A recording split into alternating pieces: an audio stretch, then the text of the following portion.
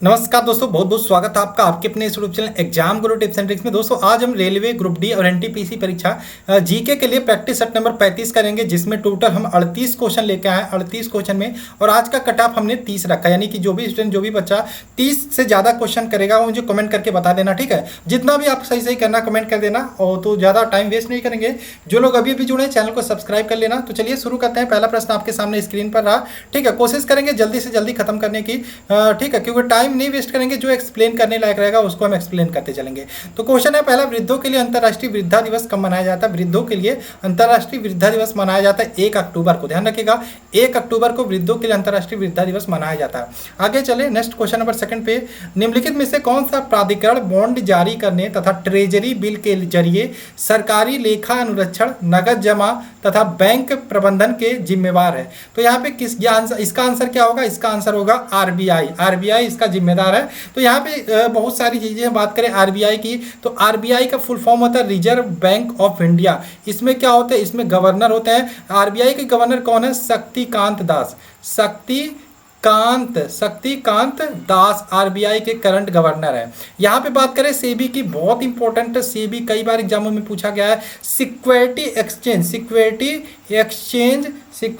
Exchange board of India ये इसका full form होता है, ठीक है। अब यहाँ पे सेबी का हेडक्वार्टर कहाँ है ये भी जान लीजिए। हेडक्वार्टर की बात करें तो इसका हेडक्वार्टर मुंबई में है, सेबी का हेडक्वार्टर। और इसके आपके चेयरमैन कौन है? देखो इसमें गवर्नर नहीं होते, इसमें चेयरमैन होते हैं। इसके चेयरमैन कौन है? इसके चेयरमैन है अजय त्यागी, ठीक है। त्यागी इसके चेयरमैन है। अब यहाँ पे देखो, यहाँ पे मैंने आपको आरबीआई बताया था, शक्तिकांत। आरबीआई का यहाँ पे ध्यान रखिएगा, आरबीआई का भी हेडक्वार्टर आपका मुंबई में है, ठीक है। चलिए आगे चलते हैं। यहाँ पे देखो आईआरडीए भी है। आईआरडीए ध्यान रखिएगा, IRDA insurance regulatory and development authority, इसका फुल फॉर्म होता है इंश्योरेंस रेगुलेटरी डेवलपमेंट अथॉरिटी। इसका हेडक्वार्टर हैदराबाद में है, ठीक। आगे चले, अब इसका आंसर आपका क्या होगा? आरबीआई होगा। आगे चले, यहाँ पे ऑस्कर पुरस्कार विजेता ए आर रहमान, आपको पता है जय हो मूवी आई थी, इसके स्लमडॉग मिलेनियर मूवी आई थी, ठीक है। स्लमडॉग मिलेनियर, जय हो तो उसमें गाना था, इसके लिए इनको ऑस्कर प्राइज मिला था, ठीक है। तो यहाँ पे इनके नाम से एक रोड बनाई गई थी। तो कहाँ पे बनाई गई थी? ध्यान रखिएगा, कनाडा में। और उस रोड का क्या नाम है? रोड के नाम की बात करें तो यहाँ पे ध्यान रखिएगा, अल्लाह रखा स्ट्रीट। अल्लाह रखा इनका पूरा नाम है, अल्लाह रखा स्ट्रीट। ये कहाँ पे बनाई गई? कनाडा में। आगे चले नेक्स्ट क्वेश्चन की बात करेंगे। कौन सा आसन सारे आसनों योगासन को करने के अंत में किया जाता है? तो इसको ध्यान रखिएगा, शवासन। शवासन जो है अंत में किया जाता है। आगे चले, ऊतक किसे कहते हैं? तो ऊतक जान रखिएगा, कोशिकाओं के समूह को ऊतक कहते हैं। इसको कोशिकाओं के समूह को। लेकिन यहाँ पे और चीजें हैं, समान रचना व समान कार्य वाली कोशिकाओं के समूह को ऊतक कहते हैं। ऑप्शन नंबर बी इसका राइट आंसर होगा, ठीक। आगे चले, आगे हमारा क्वेश्चन है लाल रक्त कणिका। देखो लाल रक्त कणिका यानी कि रेड ब्लड सेल यानी कि आरबीसी की आयु होती है, यानी कि एज होता है तो 120 दिन। ध्यान रखिएगा, 100 से 120 दिन होती है। आरबीसी की बात करें, बहुत इंपॉर्टेंट है। इसकी खोज अगर जो आ जाए तो बहुत बार आया था, एंटोनियो ल्यूवेनहॉक ने इसकी खोज की थी। किसकी? आरबीसी की। आरबीसी का जीवन काल 120 दिन होता है। निर्माण कहाँ पे होता है आरबीसी का? अस्थि मज्जा, जिसे हम इंग्लिश में बोन मैरो बोलते हैं, वहाँ पे निर्माण होता है। और आरबीसी में बात करें, आरबीसी में आपकी एक प्रोटीन पाई जाती है जिसका नाम होता है हीमोग्लोबिन, ठीक। तो इसका आंसर हो जाएगा ऑप्शन नंबर सी।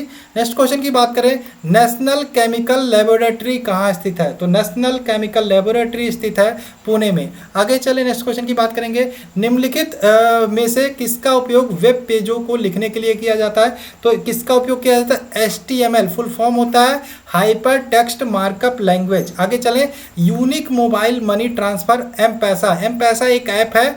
यह किस कंपनी का है? तो ध्यान रखिएगा, वोडाफोन का है। Option number C. नेक्स्ट बात करें, यूएनएचआरसी का संक्षिप्त रूप है। तो यूएनएचआरसी का अगर जो फुल फॉर्म आपसे आ जाए तो ध्यान रखिएगा, यूनाइटेड से यूनाइटेड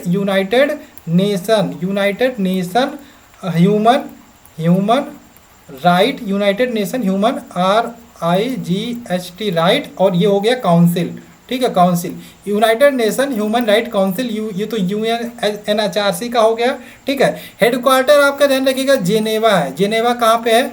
जिनेवा आपका स्विट्जरलैंड में है। और हिंदी में बात करें, ये इसका आंसर हो जाएगा मानव अधिकार परिषद, मानव अधिकार परिषद, सॉरी यहाँ पे मानव अधिकार, यह ऑप्शन नंबर ए होगा। ठीक, आगे चलें नेक्स्ट क्वेश्चन की बात करें। राइडर कप किस खेल के लिए खिलाड़ियों को प्रदान किया जाता है? तो राइडर कप की बात करें, गोल्फ के खिलाड़ियों को प्रदान किया जाता है। नेक्स्ट, DRDO द्वारा विकसित स्वदेशी विमान कौन सी है? स्वदेशी यानी कि भारत में निर्मित तेजस है।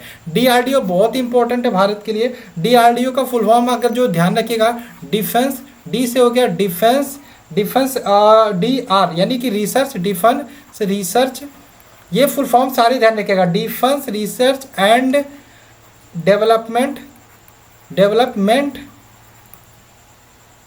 ऑर्गेनाइजेशन। ठीक है, DRDO, defence research and development organisation, D हाँ यही है, defence research and development organisation. ध्यान रखिएगा 1958 में इस्टेब्लिश किया गया था। हेडक्वार्टर कहाँ है DRDO का? न्यू दिल्ली में, न्यू दिल्ली में इसका हेडक्वार्टर है। बहुत इंपॉर्टेंट है। DRDO द्वारा विकसित कौन सा स्वदेशी विमान है? तेजस।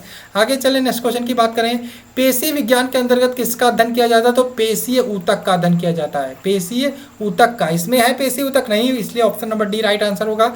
नेक्स्ट, हृदय की मांसपेशियां किस प्रकार की होती हैं? तो हृदय की मांसपेशियों की बात करें, अनैच्छिक होती हैं, option number B.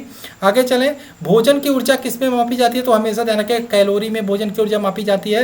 Next question, question number 16, Langerhans की दीपिकाओं से किस हार्मोन्स का स्रावण होता है? लैंगरहैंस की दीपिकाओं से इंसुलिन का स्रावण होता है। इंसुलिन की कमी से मधुमेह रोग होता है, इसको ध्यान रखिएगा। आगे बात करें, क्रिकेट खेल में कितने एम्पायर होते हैं? आप 2 मत लगाना, 2 तो मैदान में होते हैं, तीसरा एम्पायर भी होता है, तो 3 एम्पायर होते हैं total, option number C.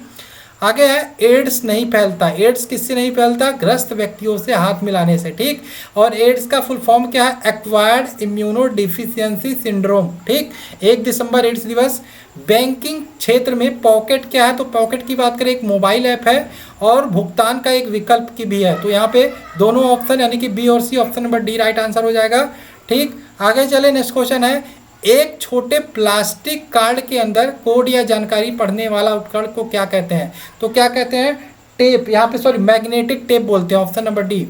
Next question की बात करें, वह चेक जिस पर जमा करने से पहले तारीख अंकित होती है क्या कहलाता है? तो क्या कहलाता है? Anti dated cheque. क्या कहलाता है? Anti dated cheque. आगे चलें, एरेबस ज्वालामुखी कहाँ स्थित है? एरेबस ज्वालामुखी की बात करें, अटलांटिक महासागर में स्थित है, option number A. Atlantic Antarctica में फर्क है, यहाँ पे अटलांटिक महासागर में स्थित है, ऑप्शन नंबर ए।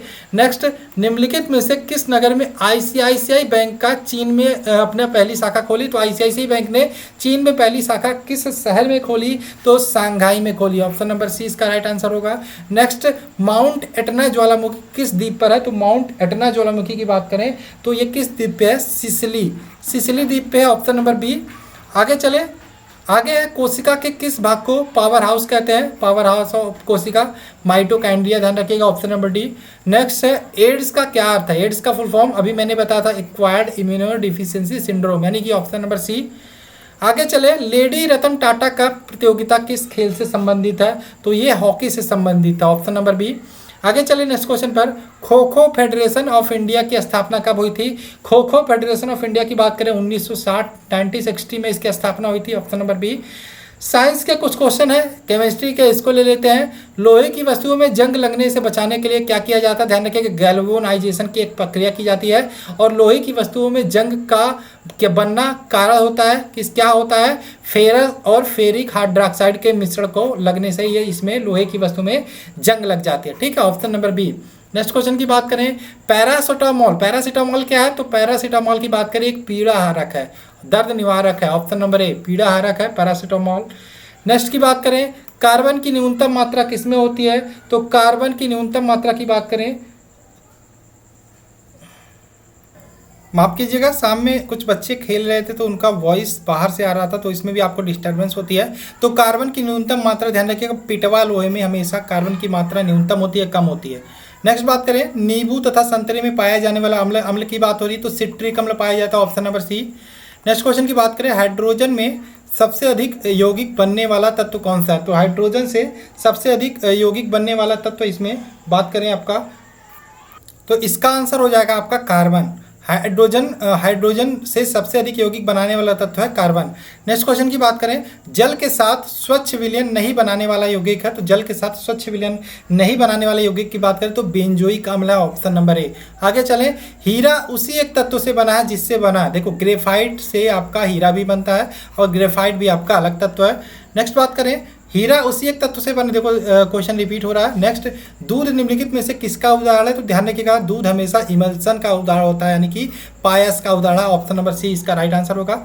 नेक्स्ट, पौधे की वृद्धि के लिए सबसे महत्वपूर्ण यौगिक निम्नलिखित में से कौन सा है, तो पौधे की वृद्धि के लिए सबसे महत्वपूर्ण यौगिक की बात करें तो नाइट्रोजन है, ऑप्शन नंबर बी।